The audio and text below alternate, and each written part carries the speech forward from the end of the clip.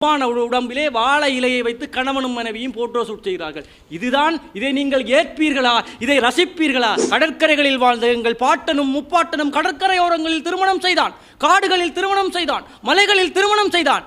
ஆனால் நாகரீக மாற்றம் என்று கட்டிடங்களுக்குள் வந்த நீங்கள் எங்களுக்கு விதை இல்லாத மாம்பழம் வேண்டும், விதை இல்லாத கொய்யாப்பழம் வேண்டும், விதை இல்லாத பலாப்பழம் வேண்டும் என்று இன்றைக்கு விதை இல்லாத மனிதர்களை இந்த சமூகம் நாகரீகம் என்ற பெயரிலே உருவாக்கி கொண்டிருக்கிறது என்றால் இன்றைக்கு நாகரீக மாற்றங்கள் ரசனைக்குரிய அம்சங்களே அதிகம் இருக்கின்றன. இல்லை இல்லை என்று வாதிட வந்திருக்கிறோம். பெரிதாக ஒன்றும் நாங்கள் யோசிக்க தேவையில்லை. இந்த உலகிலே நாகரீகம் என்ற சொல்லை முதலில் பயன்படுத்தியது யார் என்று பார்த்தீர்கள் என்றால் எங்களுடைய வள்ளுவன். வள்ளுவன் என்ன கூறுகிறார் என்றால், பெயர்க்கட்டும் நஞ்சுடைமை நயத்தக்க நாகரீகம் வேண்டுபவர் என்கிறான். நாகரீக மாற்றம் ரசனைக்குரியதாக எப்போது வர வேண்டும் என்றால், இந்த சமூகத்திலே மாற்றத்தை விரும்பக்கூடியவன் அவனுடன் பயணிப்பவனை அவனுக்கு விஷத்தை கொடுக்கும் பொழுது மாற்றத்திற்காக அவன் குடிக்க துணிகின்றானோ அப்பொழுது அது ரசிக்கத்தக்க நாகரீக மாற்றம் என்கிறான். இன்றைக்கு இதில் இருக்கக்கூடியவர்களுக்கு இன்றைக்கு இந்த நாடு மாற வேண்டும் என்பதற்காக கூட ஆளுக்கு ஒரு போத்தில் விஷத்தை தந்தால் யாராவது குடிப்பீர்களா என்றால் இல்லை என்றால் இங்கு நாங்கள் யாரும் ரசிக்கத்தக்க நாகரிகத்தை நோக்கி பயணிக்கிறோம் இல்லை என்பதுதான் எங்களுடைய அடிப்படைவாதமாக இருக்கு. எதிரணியிடமிருந்தே வருவோம். இன்றைக்கு எதிரணியினுடைய இரண்டாவது பேச்சாளர் வந்தார். இன்றைக்கு திருமணங்கள் கடற்கரைகளில் நடக்கின்றன, மலைகளில் நடக்கின்றன, காடுகளில் நடக்கின்றன. அதையே தான் நாங்கள் கூறுகிறோம். ஆரம்ப காலங்களில் கடற்கரைகளில் வாழ்ந்த எங்கள் பாட்டனும் முப்பாட்டனும் கடற்கரையோரங்களில் திருமணம் செய்தான், காடுகளில் திருமணம் செய்தான், மலைகளில் திருமணம் செய்தான். ஆனால் நாகரீக மாற்றம் என்று கட்டிடங்களுக்குள் வந்த நீங்கள் இன்றைக்கு அதை வெறுத்து மீண்டும் கடற்கரைகள், மலைகள், காடுகள் என்று போகிறீர்கள் என்றால் எங்கே உங்களுடைய நாகரீக மாற்றம் ரசிக்கத்தக்கதாக இருக்கிறது என்பதுதான் எங்களுடைய வாதமாக இருக்கிறது. அணித்தலைவர் கூறியது போல் எங்களுக்கு விதை இல்லாத மாம்பழம் வேண்டும், விதை இல்லாத கொய்யாப்பழம் வேண்டும், விதை இல்லாத பலாப்பழம் வேண்டும் என்று இன்றைக்கு விதை இல்லாத மனிதர்களை இந்த சமூகம் நாகரீகம் என்ற பெயரிலே உருவாக்கி கொண்டிருக்கிறது என்றால் எங்கே ரசிக்கத்தக்க நாகரிக மாற்றங்கள் இந்த சமுதாயத்திலே ஏற்பட்டு கொண்டிருக்கிறது என்பதுதான் எங்களுடைய வாதமாக இருக்கிறது. அடுத்ததாக இன்றைக்கு கடல்களில் எல்லாம் கட்டிடம் கட்ட தொடங்கிவிட்டோம், அது ரசிக்கத்தக்க நாகரிக மாற்றம் என்றார்கள். ஏன் கடலில் கட்டடம் கட்டுகிறீர்கள்? நிலத்தை எல்லாம் விற்று தின்று விட்டீர்கள்.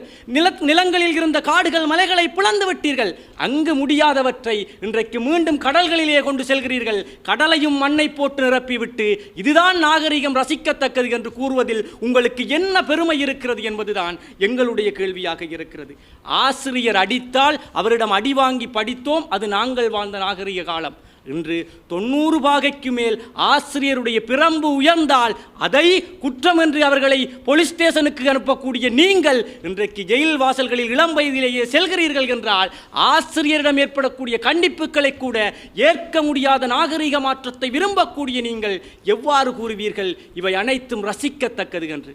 ஆங்கிலத்தை உங்களுடைய நாகரீக மோகம் என்றீர்கள், ரசிக்கத்தக்கிறோம் என்றீர்கள். உங்களுடைய பிள்ளைகளுக்கு சொல்லிக் கொடுத்தீர்கள், அம்மாவை மம்மி என்றார்கள், அப்பாவை டாடி என்றார்கள், சும்மா கிடந்த சொரிநாயை எல்லாம் ஜிம்மி என்றார்கள். பிறகு என்ற பிள்ளை என்ன அம்மாண்டு கூப்பிடுதில்லை, அப்பாண்டு கூப்பிடுதில்லை என்று கோடி கோடியா காசை கட்டி தமிழ் மீடியத்தில் படிப்பிக்கிறீர்கள் என்றால் தாய்மொழியை கூட பேச முடியாத குழந்தைகளை வளர்ப்பதுதான் உங்களுடைய ரசிக்கத்தக்க நாகரிகமா என்பது எங்களுடைய கேள்வியாக இருக்கிறது. தனியே தமிழுக்குள் நின்று விட முடியாது. இன்றைக்கு ஒல்லாந்தர்களை பாருங்கள்.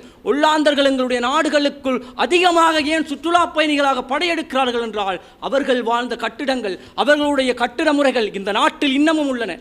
இன்றும் வந்து எத்தனையோ ஆயிரம் பணங்களை கொட்டி எங்களுடைய நாடுகளில் உள்ள ஒல்லாந்த குடிசைகளிலும் ஒல்லாந்த வீடுகளிலும் அவர்கள் உறங்கி உணவு கொண்டு செல்கிறார்கள் என்றால் இத்தனை நவீன மாற்றங்களை, நாகரிக மாற்றங்களை தாண்டியும் தங்களுடைய பழைய டச்சு முறைகளை அவர்கள் விரும்புகிறார்கள் என்றால் மேலைத்தைய நாகரிகத்தவர்களுக்கு கூட இந்த நாகரிக மாற்றம் என்பது விரும்பத்தக்காத ஒன்றாகத்தான் இருக்கிறது என்பதை நீங்கள் புரிந்து கொள்ளுங்கள். திருமணங்களில் இன்றைக்கு போட்டோ ஷூட், இன்றைக்கு அண்மையில் ஒரு போட்டோ ஷூட்டை பார்த்தேன்.